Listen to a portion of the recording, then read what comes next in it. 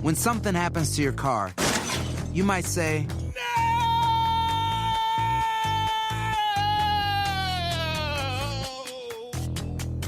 My car.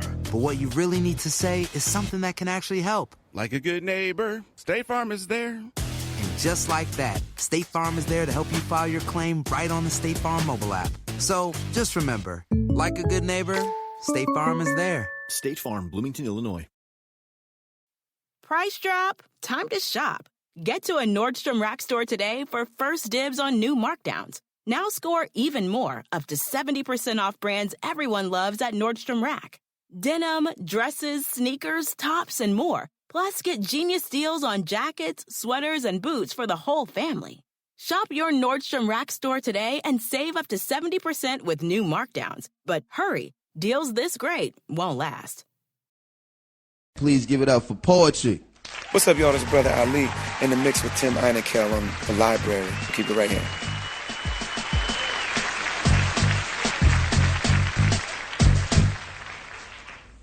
All I want to know is, where did Krispy Kreme donuts come from? What sick man invented this? I see the sign every day, because I'm in there every freaking day. My next guest is a Tony Award winner, a 7-time Def Poet, an artist, a producer. He was invited to the White House under Obama and has worked with artists such as Malcolm Jamal Warner, LL Cool J, and many more. His name is Poetri, and I want to welcome him to the library with Tim Einenkel. Thank you for joining me, man. Hey, no problem. Glad to be here. Black man down and round. So when the revolution comes back around, all the black men would be too fat to fight, going through withdrawal symptoms, addicted to the KKK, made to order, glazed drugs. I mean donuts. So my understanding is, so Poetry, you grew up in Michigan and you started writing poems about the age of 11, and then you started kind of rapping a few years later. So I was trying to do the math without looking at your birth date, and I think that was probably around 85, 86. So I'm just curious, what were your kind of your poetic influences, and then what were your rap influences at this time? Well, first of all, thank you for putting my age all out in the atmosphere. That's what I want to first thank you for. You know what I'm saying? Thank you. I appreciate that. That's a good one. My influences, my main influence is God. He is the source of my writing. Not that every poem I write about is about God, but I'm saying obviously because you've heard some of my stuff, but he definitely is an influence on how I write and what I write about, because it comes through him. As far as human people, when I was young, there weren't many people that influenced me that wrote poetry, because it wasn't. It was still an underground thing. It's still an underground thing, but it became bigger as as I got older. Influences just as artists of Michael Jackson, actors Denzel Washington. They all influenced just how they carried themselves, and that just went on through my writing. When you first started writing, I imagine it took a little bit of time for you to want to actually share your work. So do you remember that? Like, do you remember when you finally felt comfortable enough to share your poems, and who you shared that with? Well, the funny thing is, I didn't share my poems until I moved to Los Angeles, because I was writing poems when I was, like I said, about 11 years old. I used to get in trouble, so that was my punishment: is go to your room and can't play outside and can't play with any toys. I'm like, you can't play with any toys? What am I supposed to do? So I would end up reading or writing. I can't stand my parents, but whatever I was writing. So all those poems I just never read. And then I started rapping, and then I realized that I wasn't good at rapping, but I stuck with it for 4 or 5 years. And then I went back to poetry when I moved back to LA. So even though there's a thin line between rap and poetry, I still put them totally different. My rap was something rapping, and then my poems, were something different. So I just started reading those poems until I moved out to LA, which was 20 years later. Is the content? I mean, I just curious. What is that line that makes rapping and poetry different? Is it the content? Is it? I mean, what is it? The wordplay or? I'm sure it's different for each artist. Mine was the content. My poetry is much on a deeper level.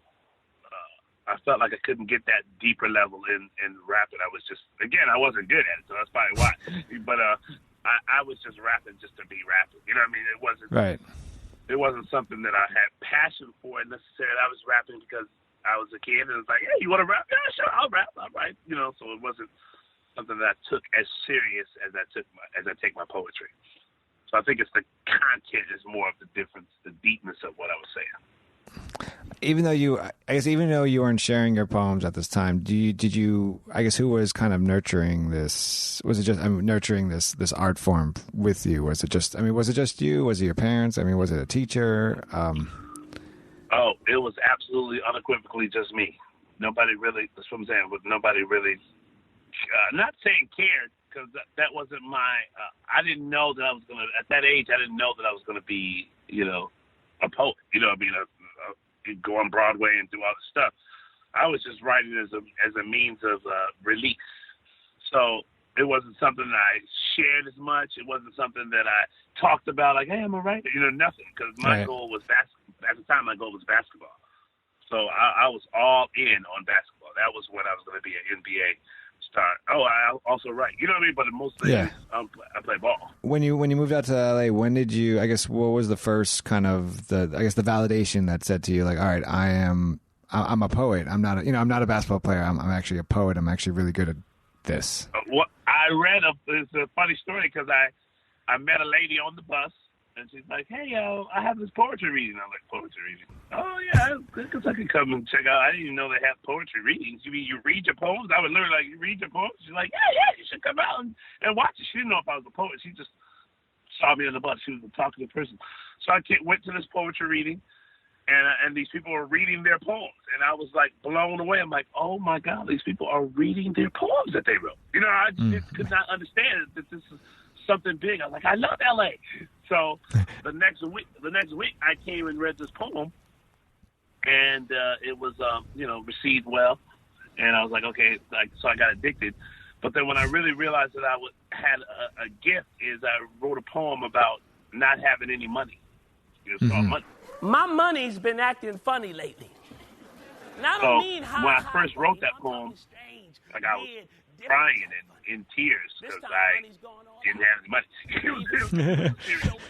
It was a serious poem, But I read it, and everybody related to it so much that they were laughing and cracking up, not at me, but just relating to the poem. It was hilarious to them. And I'm like, I'm on stage crying while I'm reading it, and everybody's laughing.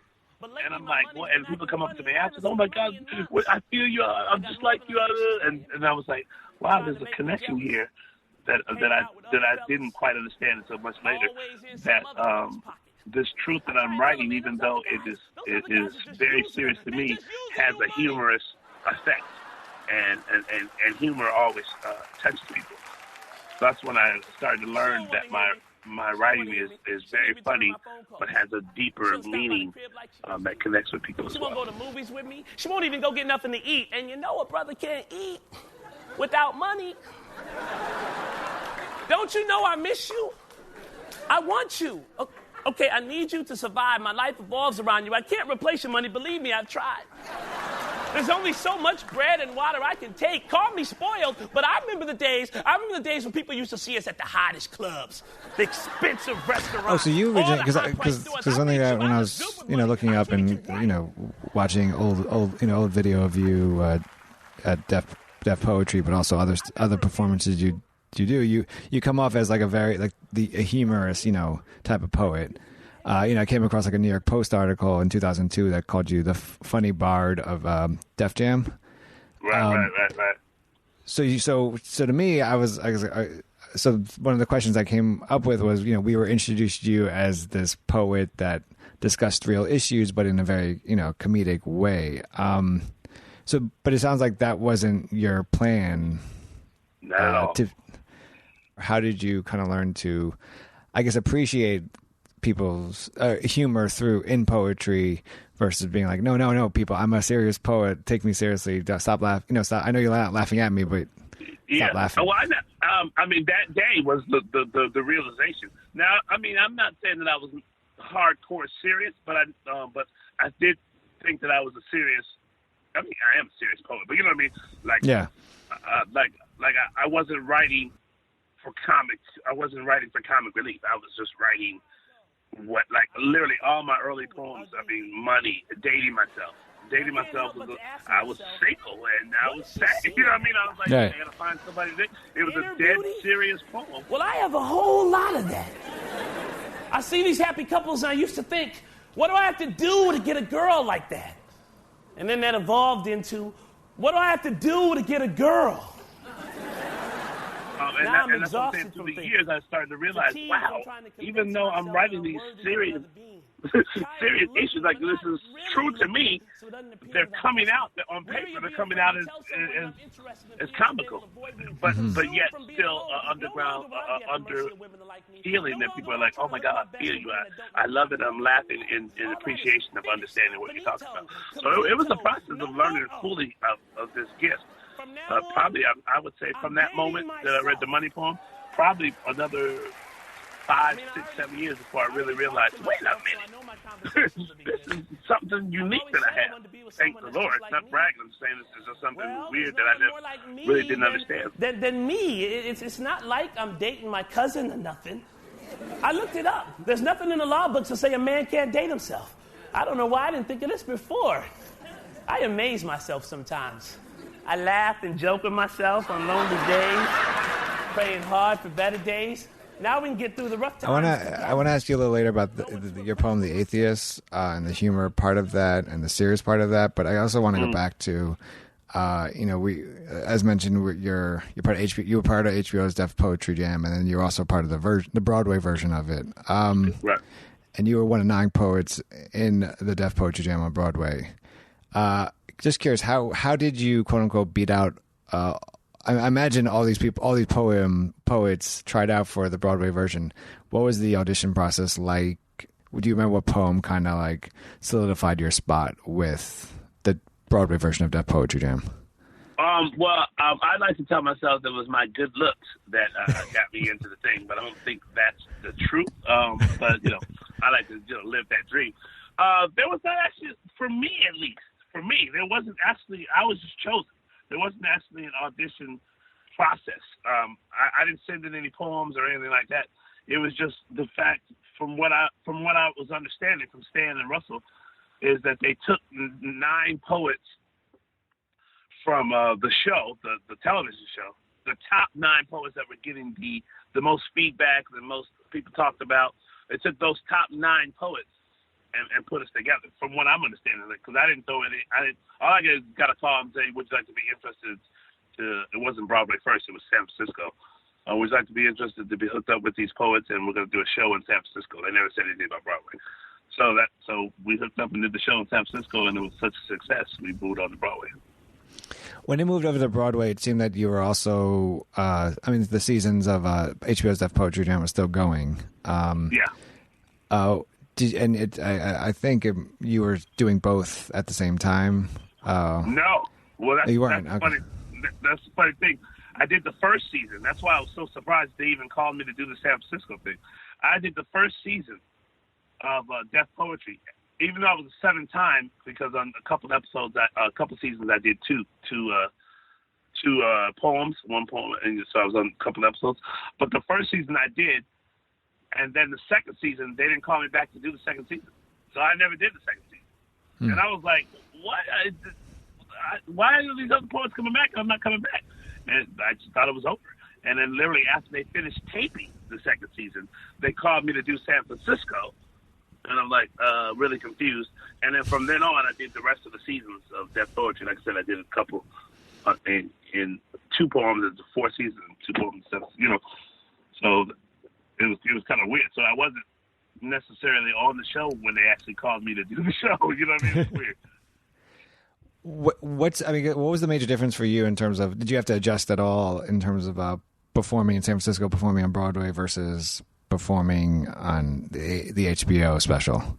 In terms of like the audience reaction, participation, did you ever feel you had to adjust your poem in a certain way, or your performance in a certain way? Not necessarily my performance, the poems had to be shorter on Broadway. Stan was a stickler for that. Stan Lathan was a stickler for keeping our poems to 2 minutes, 2.5 minutes, and we never did understand why. Because poets can write forever. You know, we'll be up in the 17th minute and still be in the middle of the poem. So all of us were just like struggling with cutting it shorter for the San Francisco and Broadway. But other than that, after we got over that, which we realized it was actually a better thing. But after we got over that, then that was pretty much it for me. Performance was just a natural. Again, I'm blessed to be a natural performer and natural good looks. Crazy. The Broadway show ran from 2002 to 2003, and then the HBO show ran until 2007. So what happened next for you after both those shows kind of ended? After the Broadway show ended, we ended up touring and going all around the world, which was awesome. Like I said, Australia, New Zealand, Switzerland, London, just we went. Then we did a national tour also in America, which went to every state in America except Alaska. Literally, like for 2 years, we were just touring. So right after Broadway was strictly touring, which was unbelievable and awesome, amazing, and I loved it. And while the show was taping, so we'd fly back to New York and tape the show. Then we'd go back to Denver and do a show there in Denver. So it was one of the most fun times in my life because I absolutely love performing. So to be able to be performing every night in a different city, like a rock star, but be a poet, was just amazing to me. And then after the show in 2007 ended, my wife was diagnosed with multiple sclerosis in 2003. So after 2007, it started to progress and get a little worse. So my touring kind of slowed down. My individual touring slowed down a little bit, a lot of it actually. And I started concentrating on my family and concentrating on her and then my 2 kids and all the stuff. I want to ask you about your 2 daughters and your wife, but I want to start it with I think I learned more about or learned more that your wife was battling MS through the poem "The Atheist." But what's interesting about the poem to me is that it starts off very humorous, and then you get into more serious matters where you talk about your daughter, you talk about your wife having MS. What was the reaction to that poem when, I guess you first performed it and, people, you got to this point and people aren't laughing. And then also, was it an emotionally tough poem to write for you? Or is it something that, easy? It's easy to write not because it's an easy subject matter to take on, but it's just so real to you that it comes out naturally. It's definitely real to me. Writing it comes out naturally, and it's just this is how I write. But usually, a lot of times, especially I have a lot of poems about my wife's condition and stuff. That they get hard to perform for some reason. Writing it, I write it and it comes out, it flows out easily. But then when I perform it, there is I don't know, something comes out of me when I perform it. I don't. To this day, I don't know. Like there's some poems that I read. Like if I read Atheist right now, I would probably tear up while I'm reading it, while I'm performing it. It's just because I'm living that life. Like every day, I'm living that life with my wife. MS is a very hard disease, and I'm trying to raise 2 little small children. It's just even me talking about it now. It's rough. It's hard. There's no other sugarcoat way to say it. It's a very hard thing to do. It's especially being a creative person and being a caretaker for your wife and your kids, and not necessarily getting the chance to go out and perform as much as you used to, and and really express yourself. It's more so of being home and doing what you should do. The responsibility is taking care of your family. So it's kind of that balance of trying to find that creative stuff and taking care of your family is a very hard thing, and then just the actual fact of she's disabled is a hard thing. So those poems now, like I haven't read Atheist in I don't know how long, but if I read it now, I'm sure that I would break down while I performed it. It's It just comes out that way. I see him in the logical fact that I have breath to speak this poem. I see him in the smile of my daughters, Genesis and Journey.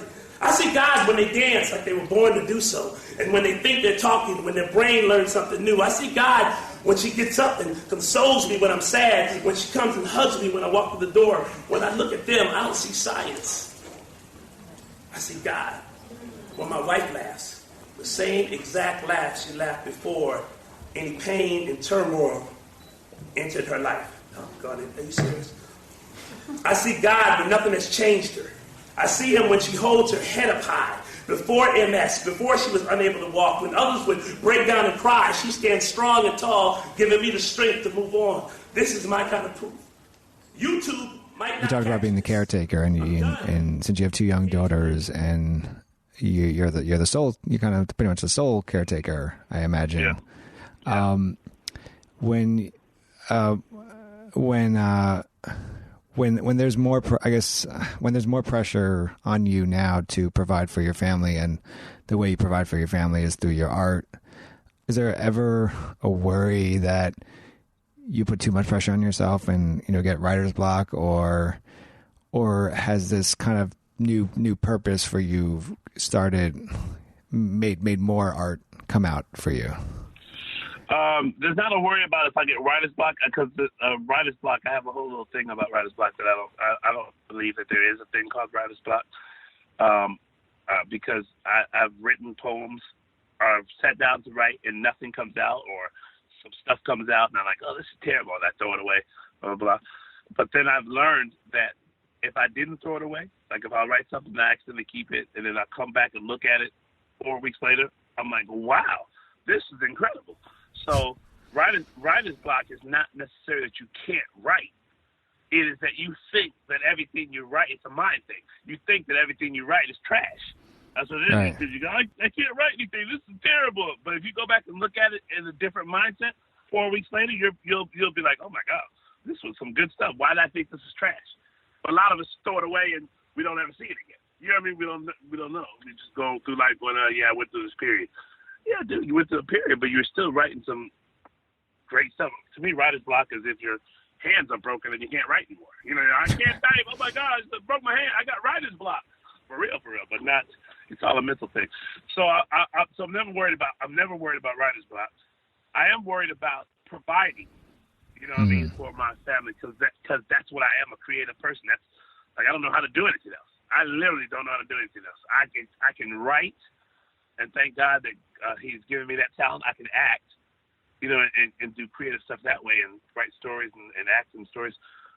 But as far as, I don't know, fixing tires, or I don't even know how to change a tire. I don't know how to do anything but that, and God has given me that as a good thing. So when I feel like I can't do that to make money, then I worry. So then how do I provide for my family? Poetri, you obviously you have a long list of poems, and you tackle subjects based such as like weight, finances, relationships, anger, driving, road rage. How do you come up with the concepts for these poems? But also, like, what is the ideal, I guess, writing situation for you? Like something about road rage. I imagine you're driving and you're like, "Hey, that's a good poem. That guy has road rage." But I imagine you also don't start writing the poem in the middle of the driving. So what? How does it work for you? Well, particularly for road rage, it wasn't that I looked at somebody else and said they have road rage. I looked into myself and said that I have road rage. I am absolutely crazy on the road.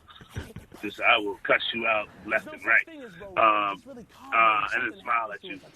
Nice guy if I run you in the street. If I'm in the car, though, man, come on, I'm driving here. That tells me that you don't have any respect for my driving capabilities, and I don't care how long it takes me. I will hunt you down and cut you off right back. Beep, beep, beep, beep, beep. Most of my poems are coming from personal experience of how I deal with things. And then, like I said, since I'm thinking that they're serious poems, surely when I write them down, I'm still thinking it's a serious poem. It just turns out to be a funny poem. But yeah, I don't write it when it just builds up in my head over a couple of days of just thinking about, let's say, driving. It's just lines come up in my head and they just stay in there. And then when I sit down finally to write it, it just literally flows out. Some poems take me 20 minutes to write because I've been thinking about them for a week in my head. So when I sit down to write, it just flow out. You obviously not just write poems without any. It's a straight poetry without music or anything. But you also write poems with beat with them, and the genre, as you've been called, po-hop, right? Yes, poetry and hip hop. So that's kind of going back to what we originally talked. How you originally started out being writing raps that you thought weren't that great, and went back to poetry. So how did you? What did you feel like? Why did you jump back into creating a poetry with a beat? What does the beat help you accomplish with the poem that you felt you couldn't accomplish just with a straight poem? Well, like literally, I had this idea, and I think I'm the first one, but of course, I'm going to say that. But like 15 years ago, I was like, man, they should have poetry with music, but not only because people were writing poetry and music all day, but like make it a real song. At that time, people would just have a beat and they would do their whole poem over the beat, and that's it. I'm like, but no, let's do 16 verses, or you know what I'm saying, and put a chorus in there and do it, because I was frustrated with music as well as I was frustrated with poetry, because I'm always trying to think of ways to take poetry to the next level. So let's take it to the next level by making it a song, making it an actual song, but it's an actual poem. So you're not compromising any of it. It's a real dope poem. It's a straight up poem. If you didn't have music, you would do that as a poem. And if you do have music, you just bring it in and it is a song with a chorus that people can sing over and over again and all that stuff. So that's what I was thinking 15, 20 years ago, thinking how dope and incredible it was. Then I hooked up with my man Dericky from Def Poetry. He did the music for Def Poetry, Dericky Mack. And we got together about, it's got to be 10 years ago, 11 years ago, and did our first album called the Poet, man, because he was on the same. We think the same. We think the same with moving things to the next level. So it was kind of easy to work with him. He provided the beat, and I provided the poem, and then we worked together on the chorus, and then we have magic that nobody knows about.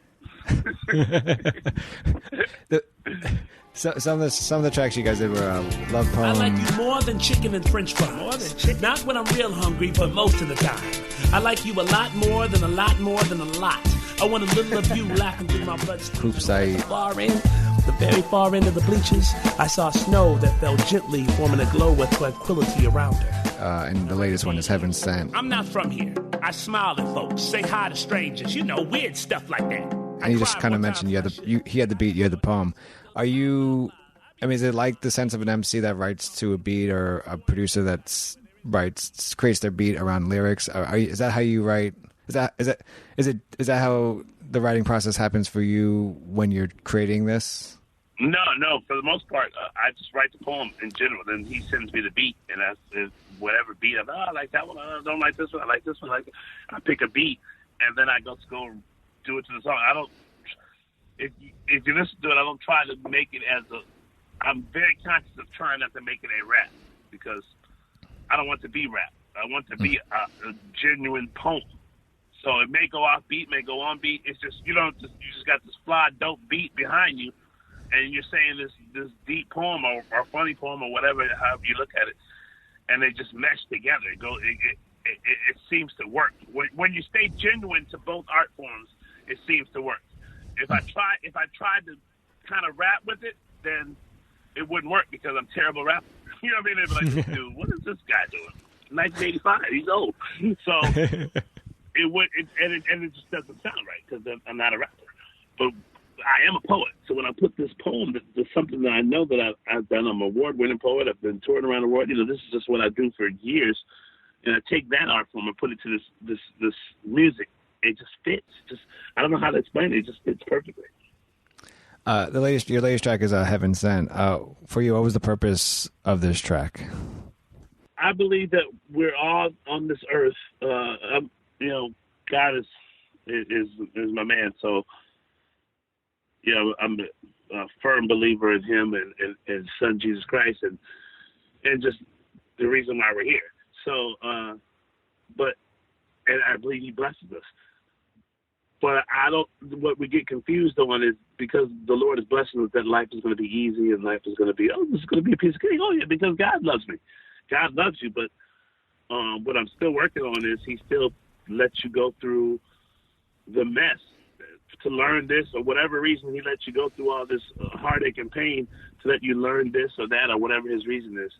And that's what I'm trying to say with Heaven Sent, of how even though I'm from heaven, so you guys just remember that you're from someplace different than this earth. We get caught on this earth and thinking this is it, this is the end of it.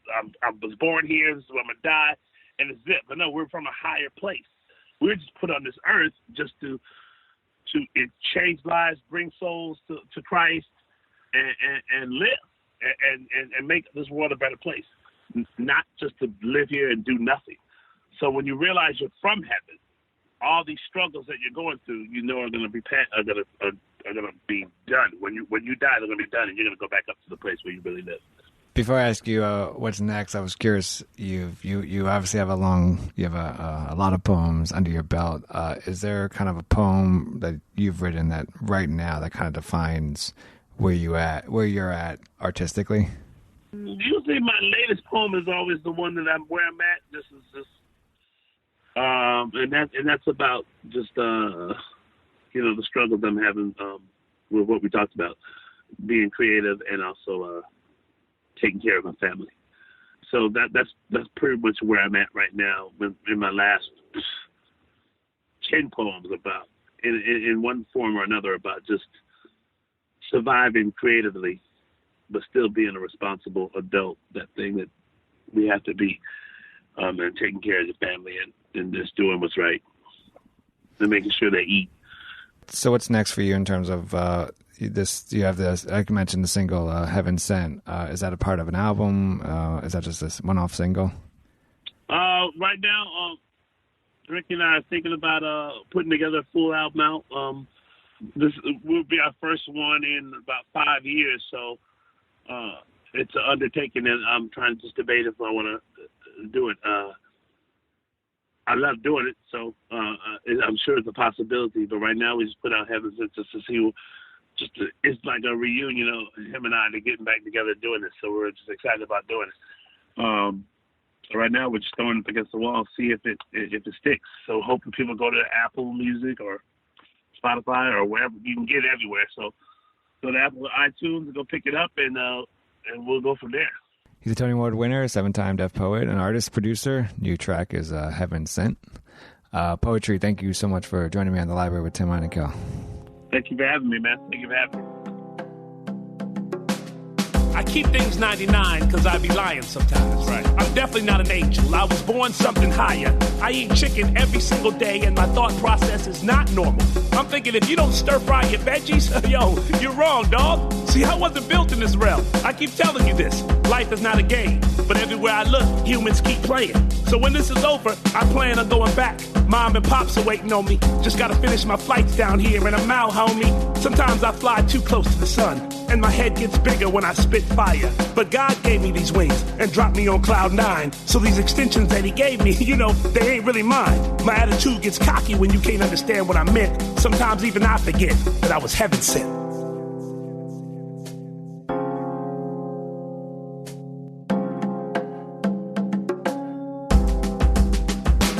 Don't get it twisted. I was surprised when God first dropped me from heaven. There were times I didn't know if I would make it through it. I felt from grace like I was meant to do it. I fell in love with stars who only let me down. Got mooned by the moon every single night. Plunged through clouds of lies, deceit, and hatred. Storms made my flight feeling like I was falling through the matrix. Rain had me crying tears that you could not see. But it was only to heal me, mold me, and shape me. I started off looking awkward and ended up being cut like a diamond. Through it all, God kept throwing me a hint that reminded me I was heaven sent.